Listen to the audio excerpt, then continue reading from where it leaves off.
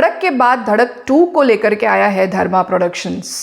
ऐसा लग रहा है जैसे धर्मा प्रोडक्शंस ने ठान लिया है कि धड़क फ्रेंचाइज के थ्रू वो हमारी रीजनल सिनेमा की जो फिल्में हैं based on caste discrimination and particularly honour killings based on caste discrimination की फिल्मों का रीमेक बनाएंगे। एंड ऐसा ही लग रहा है क्योंकि देखिए ना, धड़क जो है वो मराठी फिल्म सैराट का रीमेक थी एंड धड़क 2 जो है 2018 में तमिल फिल्म परियेरुम पेरुमल रिलीज हुई थी, उसी का रीमेक है। धड़क 2 को सेट किया गया है मध्य प्रदेश के बैकड्रॉप में। धड़क 2 कहानी है Nilesh Ahirwar, character is been played by Siddhant Chaturvedi and Vidisha Bhardwaj. Vidisha का कैरेक्टर तृप्ति डिमरी ने प्ले किया है। नीलेश मध्य प्रदेश के किसी गांव में रहते थे। वो तथाकथित जो लोग जिसे पिछड़ी जाति कहते हैं उसे बिलोंग करते हैं। गांव में उनके परिवार पर उन पर जातिवाद को लेकर के बहुत ज़्यादा अत्याचार होता है। उससे परेशान होकर के वो उनका परिवार शहर में शिफ्ट हो जाते हैं। आई थिंक इंदौर दिखाया गया है, इंदौर में शिफ्ट हो जाते हैं और इंदौर में भीमनगर नामक एक बस्ती में वो रहना शुरू करते हैं। उनका ढोल बनाने का और ढोल बजाने का कारोबार होता है उनके परिवार का। उनकी मुलाकात इस शहर में विदिशा यानी कि तृप्ति से हो जाती है। नीलेश को ऐसे लगता है कि ज़िंदगी के हर पड़ाव पर उन्हें इस जातिवाद की वजह से प्रताड़ित किया जाता है, अपमानित किया जाता है। तो इसको रिजॉल्व करने का सबसे बेहतर तरीका है कि उन्हें लॉ की पढ़ाई करनी चाहिए, ठीक वैसे ही जैसे डॉक्टर BR अम्बेडकर ने करी थी। और वो इस शहर के लॉ कॉलेज में एडमिशन लेने का फैसला करते हैं और उन्हें वेल डिजर्व्ड उनकी कोटा की सीट मिल भी जाती है।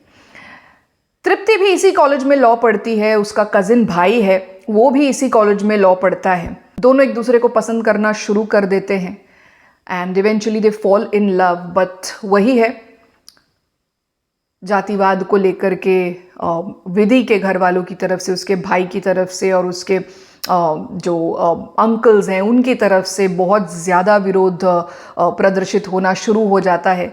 विधि के father as such comparatively mild दिखाए गए हैं, बट वो एक बैक सीट पर ही रहते हैं। विधि के जो कजिन्स एंड अंकल्स हैं वो ही ज़्यादा वायलेंट एक्टिविटी करते हुए दिखाई देते हैं और विधि के जो फादर है वो इस वायलेंस को रोक नहीं पाते। तो एक तरह से कह सकते हैं कि समहाउ ही इज़ ऑल्सो उसमें सहभागी है ही है।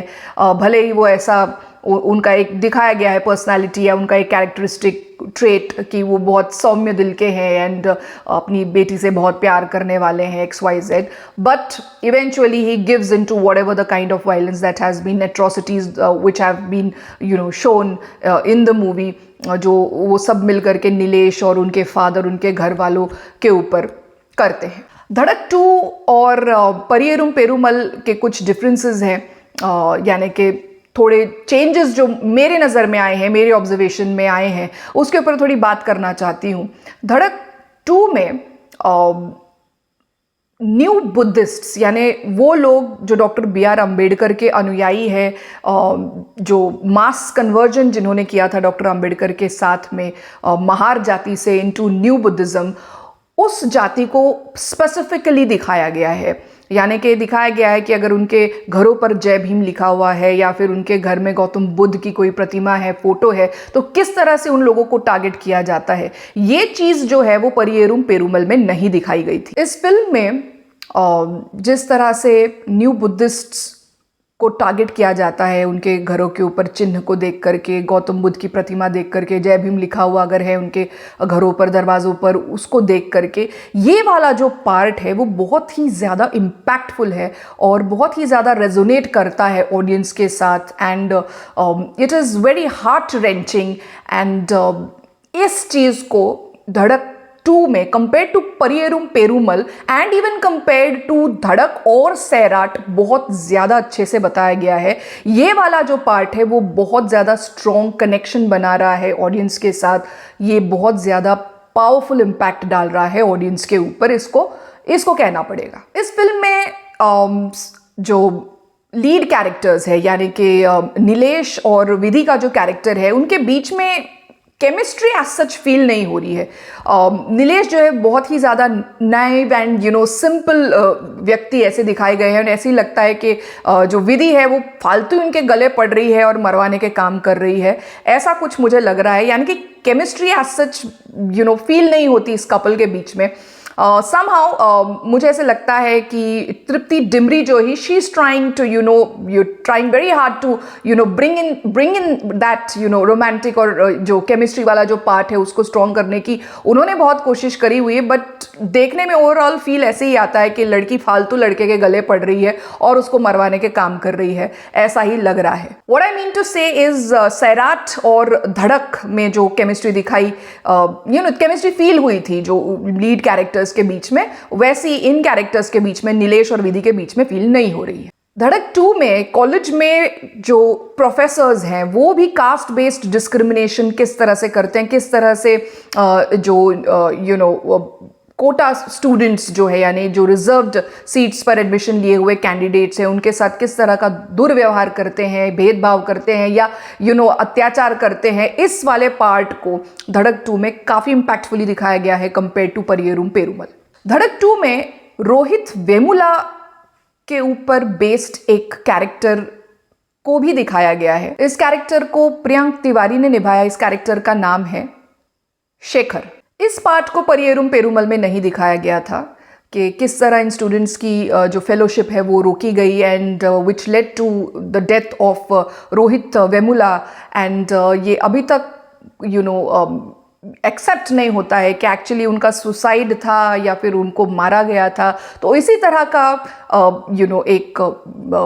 एक स्क्रीन प्ले इस तरह से जाता है कि डेथ्स हो रही है, एक्चुअली वो मर्डर्स हैं बट उनको सुसाइड बताया जा रहा है, स्पेशली स्टूडेंट्स सुसाइड कमिट कर रहे हैं। तो पॉसिबिलिटी है कि सच में ऐसा हुआ हो and then the so called system is trying to cover it up. So this part also runs well with the audience. कई जगहों पर जिनका जिक्र मैंने अभी किया वहाँ पर स्क्रीन प्ले बहुत अच्छे से जा रहा है, but then there are many places जहाँ स्क्रीन प्ले काफ़ी कमज़ोर पड़ रहा है या फिर अनइवन सा लग रहा है। जैसे शेखर का ही जो कैरेक्टर है जब इंट्रोड्यूस होता है तो लगता है कि बहुत ही ज़्यादा स्ट्रॉन्ग और निडर कैरेक्टर है, बट देन ये कैरेक्टर फेलोशिप के रोक देने जाने से 25,000 रुपये लगभग वो एक अमाउंट होता है, उसके रोके दे जाने से वो इतना कमज़ोर और बेबस हो जाता है, ये कहीं ना कहीं एक्सेप्ट नहीं होता है। धड़क 2 में एक चीज़ और मेरे साथ रेजोनेट हो रही है, वो है इस फिल्म की ending. I am not that kind of a person जो मतलब कोई अत्याचार कर रहा है तो चुपचाप उस अत्याचार को सहन कर लो एंड रोते बैठो कि कुछ नहीं हो सकता और कुछ नहीं कर सकते।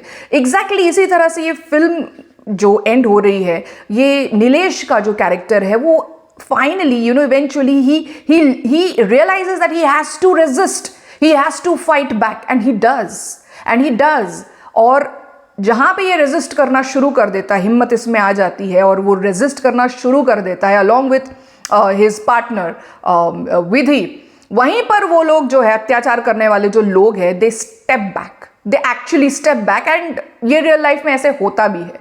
आई मीन इस फिल्म में ऐसे दिखाया गया है कि अगर मरने और मारने की सिचुएशन है तो मारो, भले ही मरना पड़े बट मार के मरो। So this is what something resonated very well with me. I mean ये ऐसे नहीं है जैसे सैराट और धड़क में दिखाया गया था कि आ गए कहीं से धोखेबाजी करी एंड मार दिया। No, this couple actually resists and it fights back and it manages to threaten them कि तुम ऐसे करोगे तो हम भी ऐसे करेंगे। So this is something what I liked about धड़क 2 and it resonates very much with me। धड़क 2 को डायरेक्ट किया है शाजिया इकबाल ने।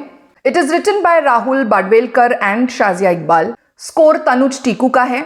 Songs are by रोचक Koli, Javed Mohsin and Shreyas Puranic. Music is okay, cinematography is okay। धड़क 2 का जो अनइवन स्क्रीन प्ले है, कहीं कहीं स्टोरी अपनी ग्रिप छोड़ दे रही है, इन फ्लॉज को थोड़ा ओवरलुक अगर किया जाए तो मेरी राय में it is worth a watch.